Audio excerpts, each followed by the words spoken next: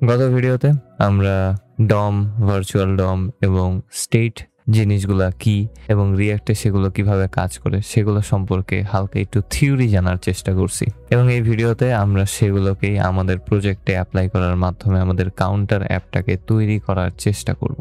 আপনারা যদি আগের ভিডিওটা না দেখে থাকেন তাহলে অবশ্যই ওই ভিডিওটা দেখে আসবেন, because that is one of the most important video in this whole series.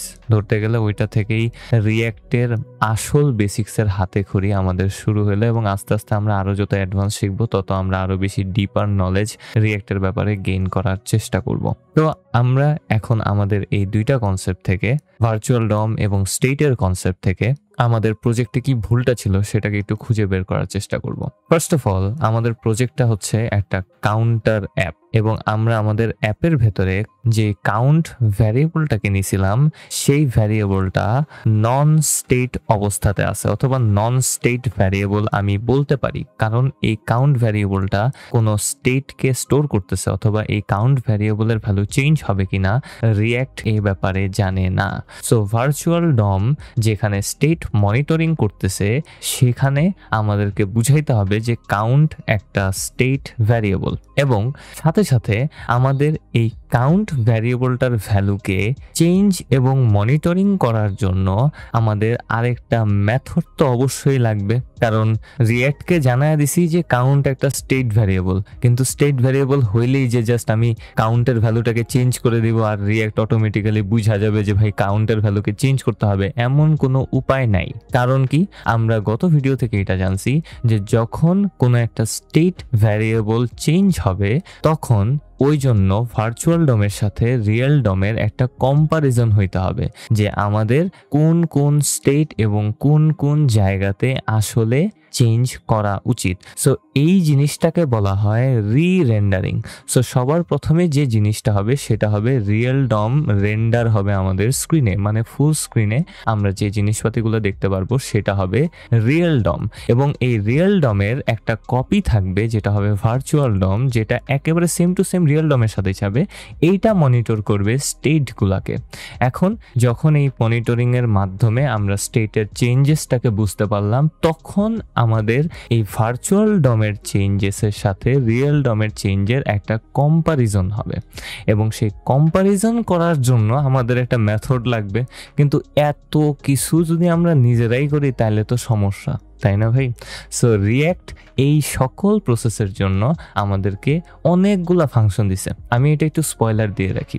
রিঅ্যাক্টের ক্ষেত্রে অলমোস্ট 60% যা কিছু আপনি করবেন বেশিরভাগই এই স্টেট রিলেটেড সামহাউ। সো আপনি এখন থেকেই এই স্টেট সম্পর্কে একটা ভালো জ্ঞান লাভ করা শুরু করলে পরবর্তীতে আপনারা যখন আরো বেশি এক্সট্রা কিছু জিনিসপাতি সম্পর্কে শিখবেন, অথবা আমি আপনাদেরকে যখন রিডাক্স শেখাবো, and that is going to confuse you like hell man. ঠিক আছে, আমার এখনো রিডাক্সের বেসিক্স ক্লিয়ার হয় নাই, আর আমি আপনাদেরকে রিডাক্স কয়েকদিন পরে শিখাইতে চাইতেছি। কিন্তু যাই হোক, সো ওইটা শেখার সময় আপনারা স্টেটটা আর একটু বেটার হইতে বুঝতে পারবেন। জাস্ট এটাই মাথায় রাখেন, স্টেট হচ্ছে একটা ভ্যারিয়েবল যেটা মনিটর হয় ভার্চুয়াল ডমের মাধ্যমে, এবং যখন স্টেট চেঞ্জ হবে ভার্চুয়াল ডমের সাথে রিয়েল ডমের একটা কম্পারিজন হবে, এবং স্টেট যদি আসলেই পরিবর্তিত হয়ে থাকে তাহলে রিয়েল ডম আপডেট হবে। এটাই হচ্ছে স্টেটের কাজ। আমরা বুঝতেই পারতেছি যে আমাদের একটা স্টেট ভ্যারিয়েবল এবং একটা মেথড লাগবে। সো একটা জিনিস নিলে কিন্তু হবে না, এবং রিঅ্যাক্টের এটার জন্য একটা খুবই বেসিক ফাংশন আছে, এবং সেটার নাম হচ্ছে ইউজ স্টেট, বড় হাতের এস দিয়ে স্টেট, এবং এটা এক্স্যাক্টলি সেম কাজটাই করে। ইউজ স্টেটের কাজ হচ্ছে জাস্ট একটা সিম্পল ভ্যালুকে ইনপুট আকারে নেওয়া, এবং এটা আমাদেরকে দুইটা জিনিসকে রিটার্ন করবে। আসলে একটা অ্যারের ভেতরে দুইটা জিনিসকে রিটার্ন করবে। সো একটা অ্যারে থাকবে এবং এই অ্যারের ভেতরে দুইটা জিনিস থাকবে। একটা হবে এই যে ভ্যালুটা আমরা দিছি সেটা। সো এই ভ্যালুটা হচ্ছে আমরা যেই ভ্যালুকে স্টেটে রূপান্তর করতে চাই। সো আমরা যখন একটা স্টেট ভ্যারিয়েবলকে তৈরি করব, আমরা ইউজ স্টেট ফাংশনকে ব্যবহার করতে পারি এবং সেটার ভেতরে ওই স্টেট ভ্যারিয়েবলের ভ্যালুটাকে দিয়ে দিব। তাহলে এটা কি করবে, আমাদেরকে একটা অ্যারে দেবে এবং ওই অ্যারের ভেতরে একটা স্টেট ভ্যারিয়েবল থাকবে এবং আরেকটা ফাংশন রিটার্ন করা হবে আমাদের কাছে, এবং এই ফাংশনটার কাজ হচ্ছে এই ভার্চুয়াল ডমের কম্পারিজন করা, ডম থেকে আমাদের স্ক্রিনের ভেতরে রি-রেন্ডার করা এবং সাথে সাথে সকল কিছু সুন্দরভাবে গুছায় রাখা। এবং আমরা এই যে ভ্যারিয়েবলটা পাইতেছি এটা একেবারে normal vanilla variable. So vanilla JavaScript variable, এটার সাথে আমাদের তেমন কোনো সম্পর্ক নাই। কিন্তু মেইন যে কাজটা আমাদের হইতেছে সেটা হচ্ছে আমাদের এই ফাংশনের কাজটা। আমাদের ফাংশনটাই আমাদের এই ভ্যারিয়েবলের ভ্যালুটাকে চেঞ্জ করবে এবং স্ক্রিনকে রেন্ডার করবে। তো যখন আমরা এই ভ্যারিয়েবলের ভ্যালুটাকে আমাদের স্ক্রিনে রেন্ডার করতেছিলাম তখন সেই ভ্যালুটা চেঞ্জ হয়ে অন্য আরেকটা ভ্যালুতে রূপান্তরিত হবে। তো আমরা এখন এটাকেই একটু দেখার চেষ্টা করব যে আসলে ইউজ স্টেটটা কিভাবে কাজ করবে আমাদের প্রজেক্টের ক্ষেত্রে। সো সবার প্রথম যে কাজটা হবে, আমি ব্রাউজারে এটাকে সার্ভ করে রাখছি এবং আমি জাস্ট এখানে দেখতেই পারতেছি যে আগে থেকে আমি একটু কাজ করছিলাম। সো আমি সকল কিছু রিমুভ করে দিলাম জাস্ট আপনাদেরকে বোঝানোর জন্য। প্রথম যে কাজটা হবে সেটা হবে আমরা ইউজ স্টেটকে ইম্পোর্ট করব। এখন ইউজ স্টেটকে ইম্পোর্ট করার সময় আমি এখানে সেকেন্ড ব্র্যাকেট দিয়ে ইউজ স্টেট দিছি।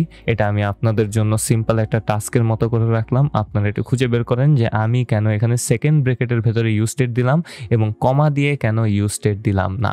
আর যদি আপনাদের কাছে ES7 এক্সটেনশনটা ইনস্টল করা থাকে VS কোডে, তাহলে আপনারা ডাইরেক্ট ইউজ স্টেট এখানে লিখতে পারেন এবং অটোমেটিক্যালি ইম্পোর্টটা হয়ে যাবে ঠিক যেভাবে আমি এখানে করছিলাম। আর যদি আপনি নিজে থেকে ইম্পোর্ট করতে না চান এবং আপনার রিঅ্যাক্ট আগে থেকে কম্পোনেন্টে ইম্পোর্ট করা থাকে, তাহলে আপনি react.use স্টেটকে ব্যবহার করতে পারেন সরাসরি, কোনো ইম্পোর্টের দরকার নাই। বাট আপাতত আমি ইউজ স্টেটকে ইম্পোর্ট করার মাধ্যমেই ব্যবহার করব। এবং আমাদের এই ফাংশনটা যেমনটা আমি একটু আগে আপনাদেরকে লিখে দেখাইছিলাম, এটা জাস্ট একটা ভ্যালুকে ইনপুট আকারে নিবে। সো আমাদের কাউন্টার ভ্যালুটা শুরু হবে 0 থেকে। সো আমি এখানে 0কেই দিয়ে দিলাম এবং আমরা এখানে বুঝতে পারতেছি যে ইউজ স্টেট আমাদেরকে দুইটা জিনিসকে রিটার্ন করবে একটা অ্যারের ভেতরে। আমি ইউজ স্টেট 0কে এখান থেকে কাট করে নিব এবং কাট করে কাউন্টের পর এখানে পেস্ট করে দিলাম। যেহেতু পেস্ট করে দিছি সেহেতু এখন আমাদেরকে এই যে রিটার্ন করা অ্যারেটা আছে সেটাকে ইউজ করতে হবে। সো ইউজ স্টেট যেহেতু রিটার্ন করবে সেহেতু আমরা এটাকে ডিস্ট্রাকচার করব। একটা অ্যারে যেহেতু রিটার্ন করবে এবং ডিস্ট্রাকচার করার পর আমরা জানি যে আমাদের কাছে কি কি রিটার্ন করা হবে। একটু আগে দেখছিলাম একটা ভ্যারিয়েবল হবে এবং একটা ফাংশন হবে। সো ভ্যারিয়েবলটার একটা নাম তো অবশ্যই আমাদেরকে দিতে হবে এবং ভ্যারিয়েবলটার নাম আমি এখানে কাউন্টই দিয়ে দিব এবং কাউন্ট দিয়ে দেওয়ার পর দেখব সবকিছু ঠিকঠাকভাবে আমাদের স্ক্রিনে কাজ করার কথা। যদি একটু রিলোড দেওয়ার চেষ্টা করি, কোনো কিছু হইতেছে না কেন, I have no idea. But আমার মনে হয় এখানে আমার ফাংশনটার জন্য আলাদা একটা ভ্যারিয়েবল নেম দিয়ে দেওয়া উচিত। সো আমাদেরকে যেহেতু একটা ফাংশন রিটার্ন করা হবে সেহেতু আমরা ওই ফাংশনের একটা নাম দিব। এখন এই ক্ষেত্রে আপনি ওই ফাংশনের যে কোনো নাম দিতে পারেন, কোনো বাধা ধরার রুল নাই। কিন্তু যেহেতু এটা একটা স্টেট ভ্যারিয়েবলকে নিয়ন্ত্রণ করার ফাংশন সেহেতু এখানে একটা নেমিং কনভেনশন দেওয়া হয়েছে আগে থেকে এবং সেই ক্ষেত্রে আমরা এই ভ্যারিয়েবলটা অথবা এই ফাংশনটার জন্য নাম দিব সেট দিয়ে শুরু করে। তারপর আমরা এই ফাংশনের নামের জন্য আমাদের যে স্টেট ভ্যারিয়েবল আছে সেইটার নামটাকে বড় হাতের অক্ষর দিয়ে লিখে দিব। সো আমি এখানে লিখবো সেট কাউন্ট। তো আমাদের যে ভ্যারিয়েবলটা থাকবে স্টেট ভ্যারিয়েবল, ওই ভ্যারিয়েবলের আগে জাস্ট একটা সেট লিখে দিব। এটাই হচ্ছে ওই ফাংশনের নামটা হবে। আপনি যে কোনো নাম দিতে পারেন, কোনো বাধা ধরার সমস্যা নেই। ওকে, সো আমরা আমাদের ফাংশনটাকে তৈরি করে ফেললাম এবং যেহেতু আমাদের স্ক্রিনে কোনো কিছু লোড হইতেছে না, আই হ্যাভ নো আইডিয়া কোনো কিছু লোড হইতেছে না কেন, কারণ আমি ইউজ স্টেট এখানে লিখছি এবং আমি ইম্পোর্ট করি নাই। তারপর আপনাদেরকে বোঝানোর সময় ভাই বলবেন না যে আমি ইম্পোর্ট করি নাই, কই তৈব না। যাই হোক, আমি এখানে আরেকবার ইউজ স্টেটটাকে ইম্পোর্ট করে নিব এবং একটু ওয়েট করলে দেখবো আমাদের স্ক্রিনে লোড হয়ে গেছে এন্ড সকল কিছু ঠিকঠাক ভাবে আছে। কাউন্টের ভ্যালু 0তে আছে এবং আমি চাইলে আপনাদেরকে এই এক্সপেরিমেন্টটা করে দেখাইতে পারি। আমি ইউজ স্টেটের ক্ষেত্রে 0-র বদলে এখানে 12 দিয়ে দিতে পারি এবং আমাদের কাউন্টের ভ্যালু 12তেই সেট হবে। যেমনটা আমি একটু আগে বলছিলাম যে ইউজ স্টেট ফাংশন যে ভ্যালুটাকে নিবে সেটাকেই আবার রিটার্নও করবে, কিন্তু অ্যালং উইথ আনাদার ফাংশন। তো মেইন কাজটা হচ্ছে এই ফাংশনের, কিন্তু এই ভ্যারিয়েবলটা যে নিছি এটা হচ্ছে একেবারে ভ্যানিলা জাভাস্ক্রিপ্ট ভ্যারিয়েবল, এটার তেমন কোনো কাজ নাই।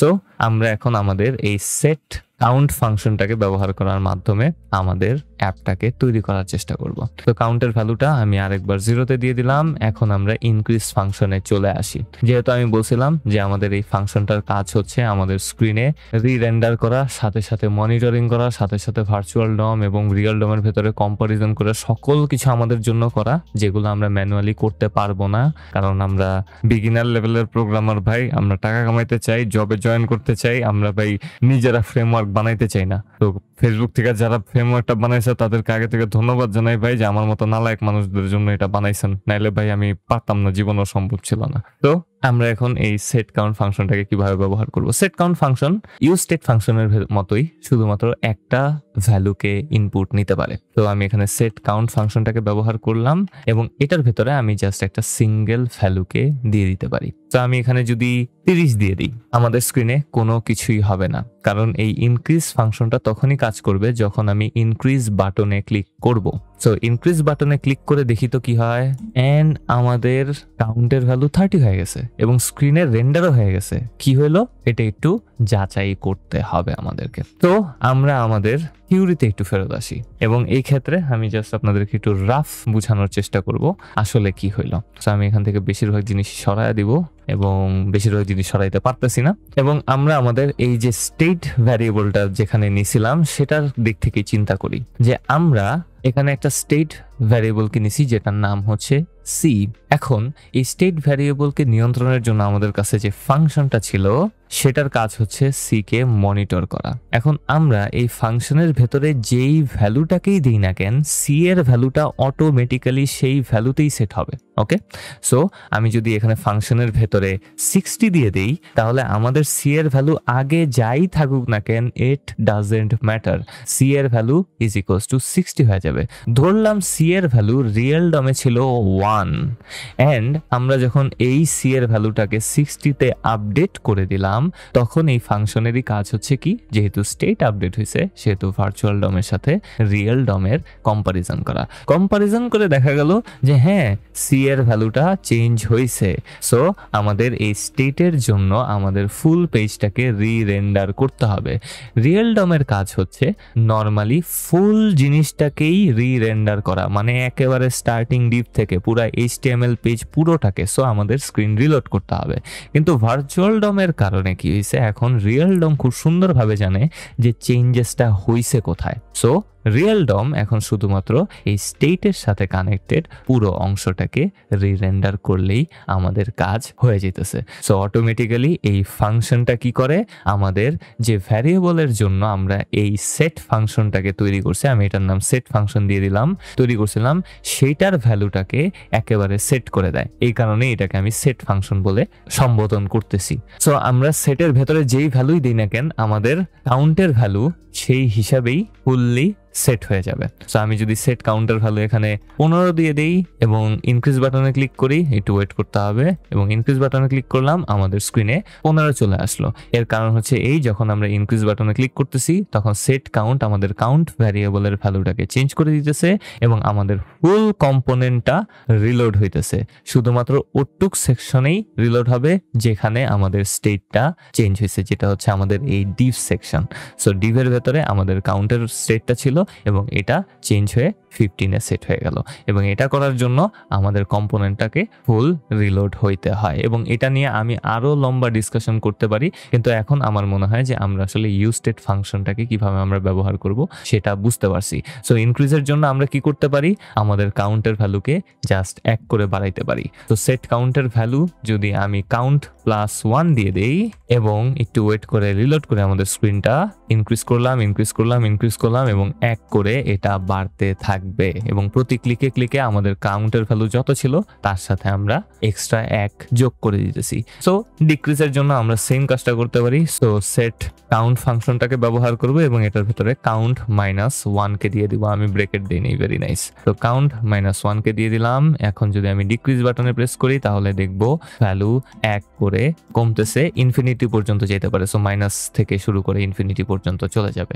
এন্ড আমরা চাইলে এখন রিসেটের জন্য সেম কাজটা করতে পারি। সো সেট কাউন্ট, আমরা রিসেটের ভেতরে কাউন্ট ইজ ইকুয়ালস টু 0 দিয়ে দিতে পারি, অথবা আমরা সরাসরি 0 কে পাস করে দিতে পারি। তো আমি এখানে 0 কে পাস করে দিলাম এবং এখন যদি আমি রিসেট বাটনে ক্লিক করি তাহলে আমাদের কাউন্টটা রিসেটে সেট হয়ে যাবে। সো আমি যদি ইনক্রিজ করতে থাকি, রিসেটে ক্লিক করলাম 0, ডিক্রিজ করতে থাকি, রিসেটে ক্লিক করলাম 0, এবং ইনক্রিজ ডিক্রিজ রিসেট এগুলো সবগুলা আলাদা আলাদাভাবে আমাদের স্ক্রিনে কাজ করতেছে, এবং আমরা আমাদের স্ক্রিনে একটা ডাইনামিক ওয়েতে একটা কাউন্টারকে তৈরি করতে পারলাম। এবং আশা করি আপনারা বুঝতে পারছেন কিভাবে আমরা আসলে রিয়েক্টের মাধ্যমে স্টেট ম্যানেজমেন্ট করতে পারি এবং ইউজ স্টেট ফাংশনের কাজটা কি।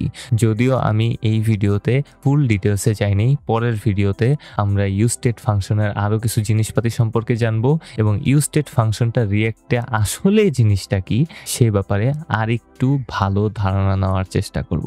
সো আশা করি ভিডিওটা ভালো লাগছে। যদি ভালো লাগে তাহলে একটা লাইক করেন ভাই। এই ভিডিওটা করতে লিটারালি আমার মেলা সময় লাগছে, আমি জানি না কেন, কিন্তু এই ভিডিওটা তৈরি করতে আমার অনেক প্যারা খাইতে হয়েছে। আজকে সকাল থেকে বসে আছি, কিন্তু ফাইনালি এটা করতে পারছি। সো ভিডিওটা ভালো লাগলে অবশ্যই একটা লাইক করবেন, কমেন্ট করবেন। যদি আপনারা কোনো কিছু না বুঝে থাকেন, কোনো কোয়েশ্চেন থাকে, আমার একটা ডিসকর্ড সার্ভার আছে, আপনারা সেখানে জয়েন হতে পারেন। ডিসক্রিপশনে লিঙ্ক দেওয়া থাকে সবসময়। আর অবশ্যই একটা সাবস্ক্রাইব করেন, কারণ সাবস্ক্রাইব করলে আমার ভালো লাগে, আমার মনে শান্তি লাগে। পরের ভিডিওতে দেখা হবে এভরিওয়ান।